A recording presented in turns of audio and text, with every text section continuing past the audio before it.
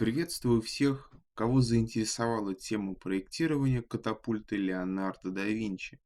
В этом видео я, как и обещал, расскажу о создании компоновочного эскиза, а также о выборе основных параметров будущего изделия.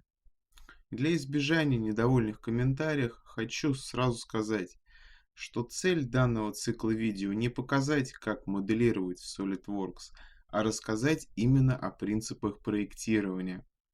Но если кому-то покажется, что я делаю что-то неправильно или же нерационально, с удовольствием прочту об этом в комментариях и постараюсь учесть при дальнейшей работе. Сейчас же давайте перейдем к проектированию. Модель катапульты я буду, как и говорил, создавать с использованием компоновочного эскиза. И как следствие, это будет проектирование сверху вниз, то есть от общего к частному.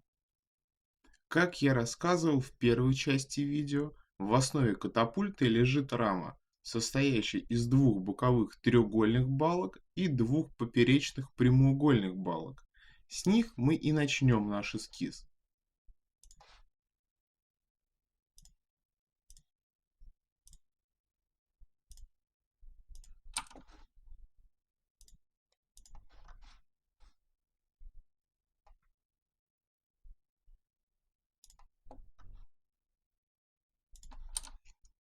Также в треугольных балках необходимо предусмотреть отверстия для установки вала.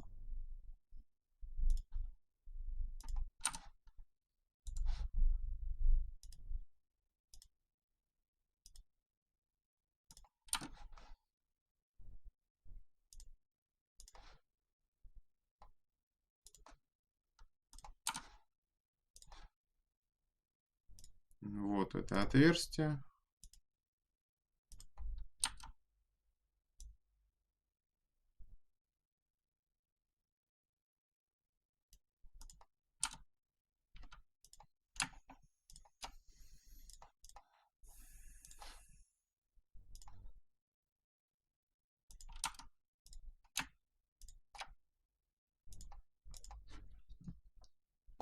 Так, теперь немного о размерах. А, Длина треугольной балки ограничена размером рабочей области 3D принтера. В моем случае это 270 миллиметров.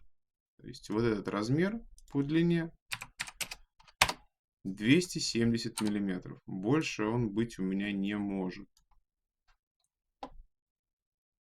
Угол наклона боковых балок, точнее боковых граней нашей треугольной балки задаем в 45 градусов. Как известно, это оптимальное значение с точки зрения механики. Так как конструкция должна быть полностью разборной, то крепление торцевых балок, вот этих двух, будем осуществлять при помощи винтов М4. И их высота, то есть вот эта вот вещь, да, высота этих балочек, определяется габаритом, необходимый для размещения двух винтов М4 в каждом стыке, расположенных по диагонали. Также для эстетики выполним цыковку под головки винтов. Сейчас давайте зададимся размером высоты вот этой в 15 миллиметров. В случае, если она окажется недостаточной, когда мы будем уже делать детали и отверстия под винты, то мы ее увеличим. Это, собственно, совершенно несложно. Теперь о ширине вот этих вот балок. В них, как вы помните, будут устанавливаться наши плечи, накопители потенциальной энергии. По-простому, просто плечи. Для того, чтобы от чего-то отталкиваться, зададимся толщиной плеча, равной в 5 мм. В дальнейшем, по результатам расчетов, в случае необходимости, этот параметр мы откорректируем.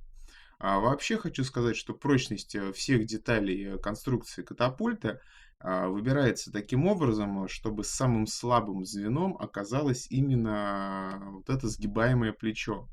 То есть, если что-то и сломается, то именно оно. Поэтому уже, кстати, тем, кто хочет заказать себе такой конструктор, я кладу комплект из двух запасных плеч. Так, давайте нарисуем, собственно, место под установку плеча в торцевой балке.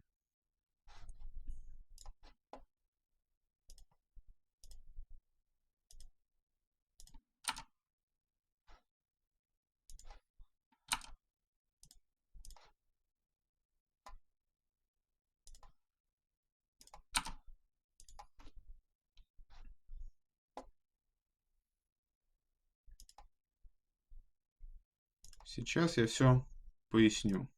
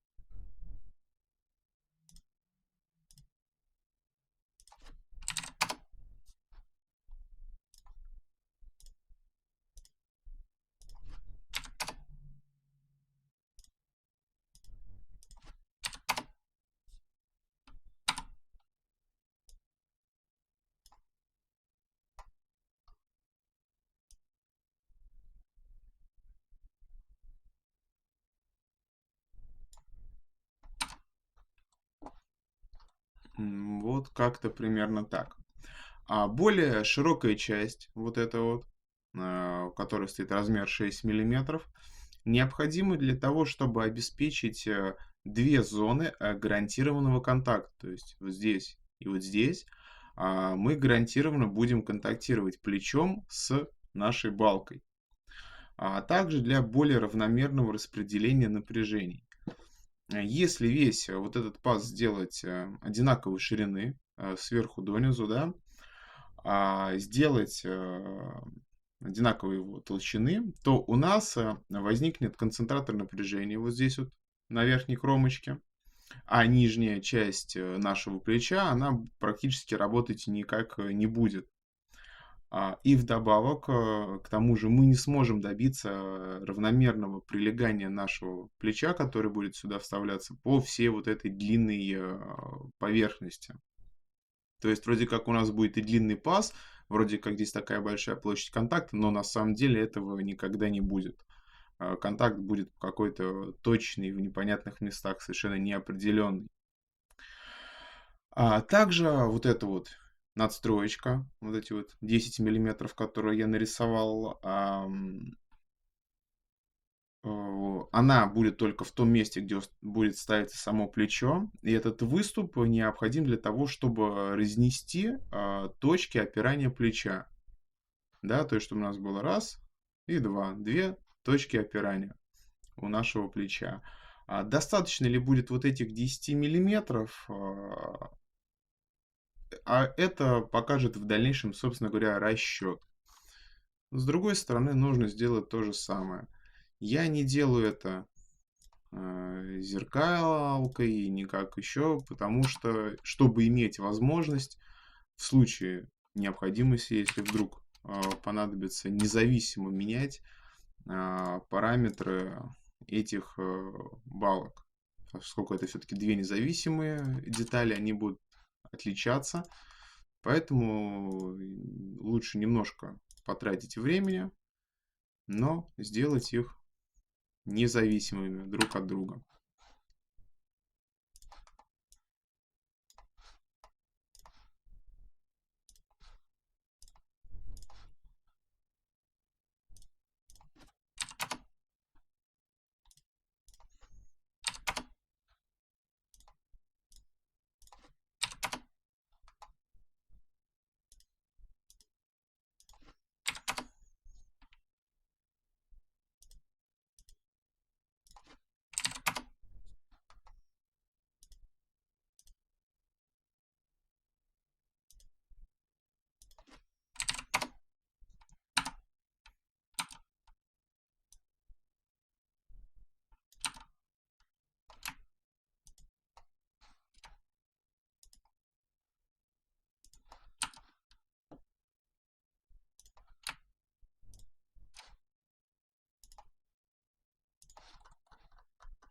И с этой стороны надо тоже добавить, я это забыл.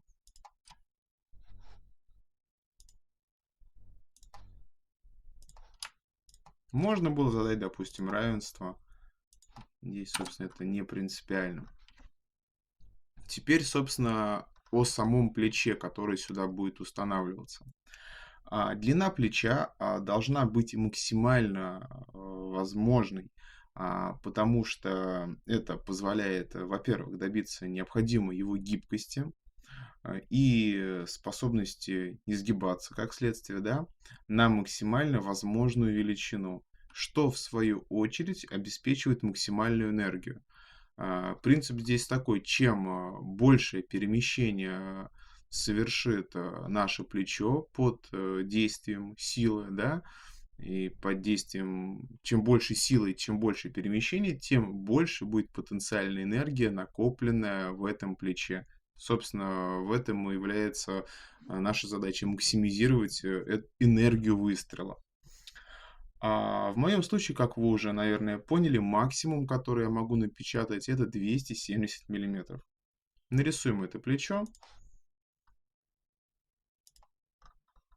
точнее его базовый эскиз.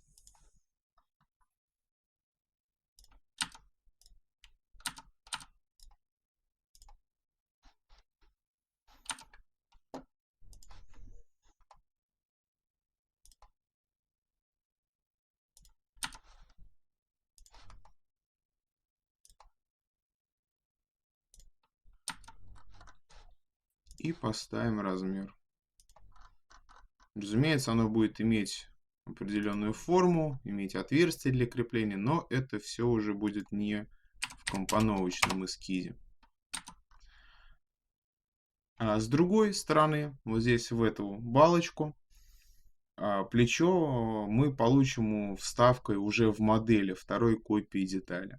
Поскольку детали эти два плеча не абсолютно одинаковые.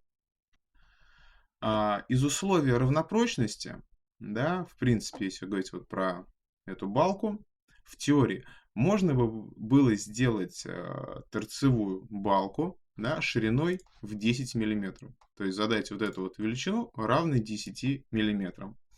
Но на практике надо учитывать, во-первых, наличие мест под цыковку головок винтов, которые ослабят балку, отверстий под регулировочные винты, допуски. Поэтому давайте в первом приближении зададим ширину торцевой балки равной 15 миллиметрам. Как одной, так и другой. Сделали. Толщину треугольной балки, вот эту вот вещь, да, будем для первых прикидок считать также равный 15 миллиметрам для возможности расположения в ней крепежных винтов по высоте. Опять же, если на момент, когда мы будем уже делать сами эти отверстия, окажется, что нам не хватает либо высоты, либо ширины, мы это подкорректируем. Это, собственно, совершенно несложно. В этом и есть суть, по сути, моделирования с использованием компоновочного эскиза. Простота изменения каких-то базовых основных размеров и параметров. Дальше. Диаметр отверстия под вал. Вот это отверстие, сюда будет вставляться наш основной вал. Примем равным толщине треугольной балки. Это опять же какое-то вот такое взятое из головы примерно первое приближение. Да, задаем 15 миллиметров. Толщину боковых раскосов, которые я забыл нарисовать,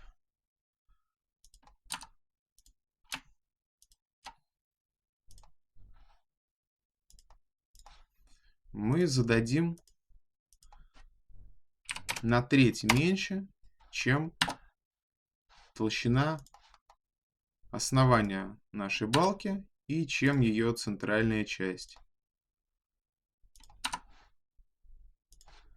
Центральный подкос мы также зададим в 15 миллиметров.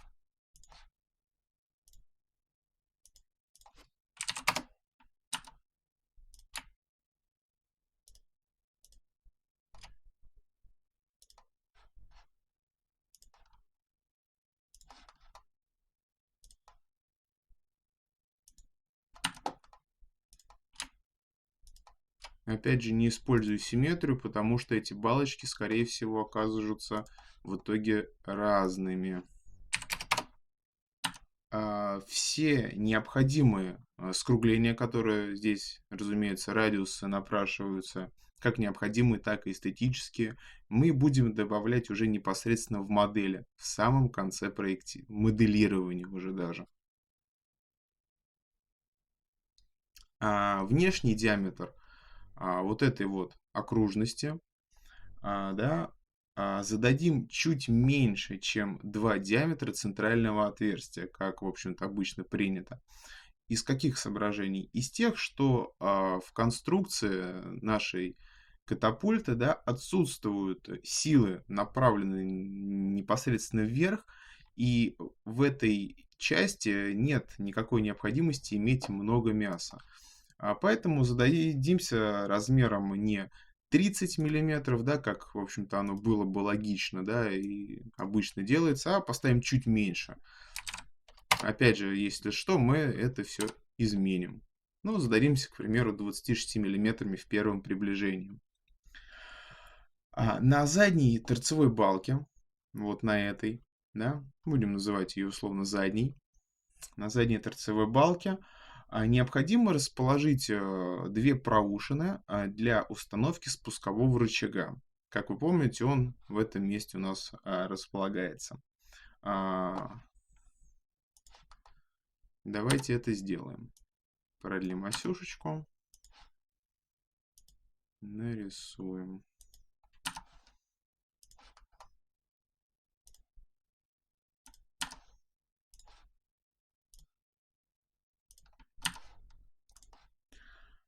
В первом приближении расположим ось рычага на высоте в 20 миллиметров от балки.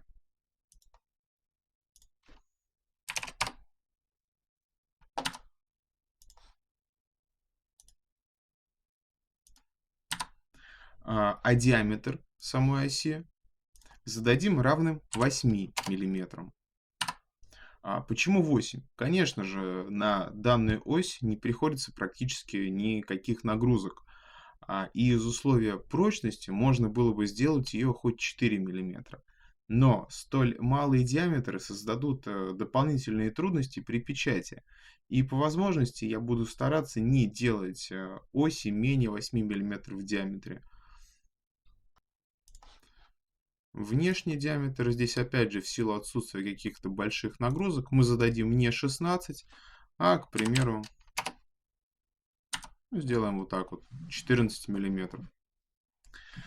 Так, с этим мы закончили. Собственно, теперь, после того, как нарисованы вот эти основные начальные моменты, можно переходить к проектированию вала. Да? По сути, основного, да и наиболее интересного, пожалуй, элемента конструкции. Вала со всем навесным на него оборудованием. Во-первых, на валу необходимо разместить храповое колесо. Сделаем его частью вала. То есть не съемный там с креплением на шпонке, на шлице, еще как-то, а, собственно, оно будет частью вала, единой деталью. Храповый механизм, как вы, наверное, помните из первой части, если не помните, можете посмотреть, нам необходим для фиксации катапульты во взведенном положении. И храповое колесо, основная его часть, должна удовлетворять следующим требованиям. Во-первых, иметь максимально возможно малый шаг, то есть максимальное количество зубьев. Для чего? Для возможности максимально плавного изменения усилия. И второй момент, это, разумеется же, оно должно выдерживать приходящийся на него момент от усилия натяжения наших гибких плеч. Для расчета храпового механизма необходимо задаться шагом поворота храпового колеса, приходящегося на один зуб, и предварительным крутящим моментом на его валу. От угла поворота, как вы уже, наверное, поняли, зависит количество зубьев. Z – это количество зубьев. Оно в общем-то, определяется как 360, деленное на угол поворота, приходящийся на один зуб. Число зубьев z в храповых механизмах, в зависимости от их назначения, принимают равным в диапазоне от 8 до 48. А предпочтительный диапазон значений находится в промежутке от 12 до 20. Мы, собственно, выберем максимальное значение из рекомендованных 20. При 20 зубьях, при z равным 20, мы получим шаг альфа равным 18 градусов. Это шаг, приходящийся на один зуб. Дальше. Момент на валу зависит от нагрузочной способности наших гибких плеч. И о их расчете в SolidWorks будет в следующем видео в SolidWorks Simulation. А сейчас я просто воспользуюсь уже полученной мною цифрой. Эта цифра составляет 2100 ньютонов на миллиметр. Теперь, зная эту цифру момент, мы можем определить модуль нашего храпового колеса. М-модуль. Он вычисляется вот по такой вот формуле. В этой формуле М, КР — это крутящий момент, приходящийся на вал храпового колеса. Z — это число зубьев, которым мы уже задались, да, и определили его. Пси — это отношение ширины колеса к его модулю, и оно может варьироваться в диапазоне от 1 до 6. То есть это число, которое мы выбираем, в общем-то, таким, как нам больше хочется, подходит. Здесь нету четкого правила, просто есть диапазон от единицы до 6. Подставляя в формулу значения, да, хочу также сказать, что 200 это наш момент, да, о котором я сказал, ньютонов на миллиметр. 20 число зубьев, 2 я выбрал пси, 13,08 мегапаскалей — это допускаемое напряжение изгиба для материала, которым я буду распечатывать катапульту для АБС пластика. А 4 — это коэффициент запаса по нагрузке, которым я решил задаться. Разумеется, это очень большой коэффициент, с одной стороны. С другой стороны, хочу сказать, что для храповых механизмов рекомендован вообще коэффициент запаса 5 использовать. Да, 4, 5. Но 5 берется вот здесь, вот это число, это допускаемое напряжение изгиба. Вот эта цифра, на самом деле, у пластика, АБС пластика, допускаемое напряжение изгиба 65. Здесь берется 13, это, собственно, уже по рекомендациям делается. Плюс еще берется 4, коэффициент запаса по нагрузке сверху этого. Итак, подставив все цифры, посчитав, мы получаем 4,41. Полученное значение, разумеется же, мы округляем до ближайшего стандартного и рекомендованного. Для остановочных храповиков, а наш механизм, наше колесо является именно остановочного типа, минимальное значение модуля — это 5. Мы его, собственно, и берем. Меньше оно быть не может. При модуле, равном 5, ширина зуба получается равной 10 мм. 10 мм B — это ширина нашего зуба. Дальше необходимо проверить линейное давление. Оно проверяется по вот такой вот формуле, где Q, вот это малое Q, это допустимое давление на единицу длины зуба, измеряемое в ньютонах, деленных на миллиметр. Значения здесь все уже ясны. Это момент кручения, это наш вычисленный модуль, число зубьев и определенная ширина. Подставляем все это в формулу и получаем, собственно, результат 17 меньше, чем 65. 65 — это допустимое значение для выбранного типа материала. И, собственно, последнее, что нам остается определить в храповом механизме, хотя это не будет являться частью вала, но также эта часть храпового механизма — это собачка. А если быть точнее, это диаметр оси собачки. Считается он по вот такой вот формуле. в которой P, вот это P, это окружная сила, да, которая считается вот по такой формуле. Крутящий момент делится на модули на число зубьев. Подставляем числа, получаем 84 ньютона. Подставляем ее в формулу. B – это ширина, а E – это значение, а, это расстояние от торца плоскости, на которую устанавливается ось собачки, до, собственно, самого храпового колеса. У меня оно здесь стоит 12 миллиметров. Ну, примерно я так прикинул, что где-то вот столько оно будет получаться, и не больше. Я же это вот так. И, собственно, подставив, посчитав все эти числа, мы получаем, что диаметр оси собачки должен быть не менее 10 миллиметров. Напомню, что это уже с учетом нашего коэффициента запаса 4. Вот, собственно, достаточно так просто и быстро мы определили все необходимые для построения храпового механизма параметры. На этом я хочу завершить эту часть видео. Она и так получается уже достаточно длинной и наверняка нудной, и всем надоела. В следующий же я покажу непосредственно процесс построения храпового колеса, как оно правильно строится геометрически, как правильно строится геометрически собачка по полученным нами цифрам. А также мы закончим целиком компоновочный эскиз, рассчитаем все недостающие параметры всех его элементов. Сейчас же, если вам понравилось это видео, то обязательно подписывайтесь на мой канал, ставьте лайки и до скорых встреч, друзья!